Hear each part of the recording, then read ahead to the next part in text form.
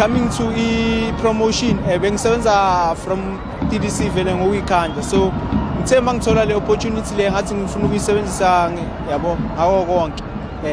njoba manje kunama injury ngithemba vele mangithola ngafuna ukuyigraba vele ngizonda zombili I think igame first half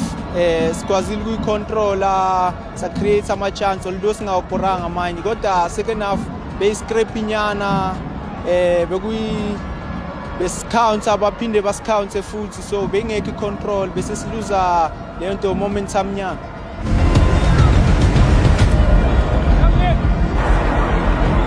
Ngicabanga ukuthi sidlale kahle kakhulu